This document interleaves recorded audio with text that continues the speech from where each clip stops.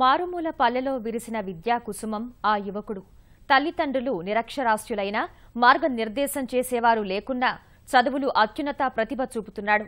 Techno school, IIT కోర్సుల వంటి ఊసేలేని అత్యంత వెనుకబడిన శ్రీకాకుళం జిల్లాలో మామూలు పాఠశాలలో చదివి జాతీయ స్థాయిలో ప్రతిభ చూపుతున్నాడు.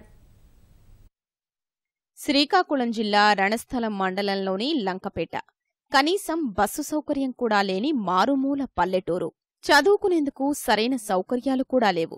అలాంటి ప్రాంతంలో పుట్టిన ఓ సాధారణ విద్యార్థి రాంప్రసాద్ జాతీయ స్థాయిలో ర్యాంకుల పంట పండిస్తున్నాడు. వ్యవసాయ కుటుంబంలో పుట్టిన రాంప్రసాద్ తల్లిదండ్రులిద్దరూ నిరక్షరాస్యులే.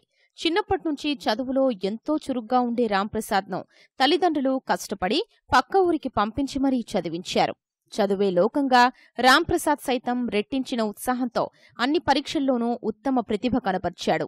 10వ తరగతి, ఇంటర్లో మంచి మార్కులు సాధించడంతో పాటు ఏపీ ఎంసెట్లో 188వ ర్యాంకు, జేఈఈ మెయిన్స్లో జాతీయ స్థాయిలో 83వ ర్యాంకు, ఓబీసీ విభాగం 8వ ర్యాంకు సాధించి సత్తా చాటాడు. తాజాగా తెలంగాణ ఎంసెట్ ఫలితాల్లో 2వ ర్యాంకు కైవసం చేసుకుని ఔరా అనిపించాడు. 2 సంవత్సరాలు కష్టపడి ఐఐటీ లక్ష్యంగా పెట్టుకుని చదివాను. మొన్న జరిగిన జేఈఈ మెయిన్స్లో ఓబీసీ కేటగిరీలో ఆల్ ఇండియా 8th ర్యాంక్ వచ్చింది. ఓపెన్ కేటగిరీలో 83rd ర్యాంక్. ఏపీ ఎంసెట్లో 188th ర్యాంక్ వచ్చింది. Telangana EAMCET state 2nd rank వచ్చింది. దానికి ఆనందంగా ఉంది. ఎక్కడ చదివామనేది కాకుండా ఒక లక్ష్యం పెట్టుకుని చదివితే ఎవరైనా మంచి రిజల్ట్ తెచ్చుకోవచ్చు. నాకు రిజల్ట్ వచ్చినందుకు మా అమ్మ నాన్నలంతా ఆనందంగా ఉన్నారు. జాతీయ స్థాయిలో తమ కుమారుడు సత్తా చాటడంపై తల్లిదండ్రులు ఎంతో సంతోషం వ్యక్తం చేస్తున్నారు. కష్టపడి చదివి తమ గ్రామానికి మంచి పేరు తీసుకురావడంపై స్థానికులు హర్షం వ్యక్తం చేస్తున్నారు. చాలా చదువుంత ఇంట్రెస్ట్ ఉంది ఆడికి. మాకు ఊరు చదువు లేదు. మా ఇద్దరికి భార్య భర్తలకి ఇద్దరు చదువు లేదు.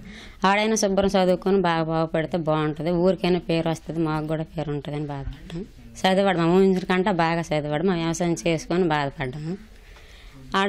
మా కొడుకాని కాదు కానీ తల్లిదండ్రులుగా చాలా గర్వంగా ఉంది మాకు.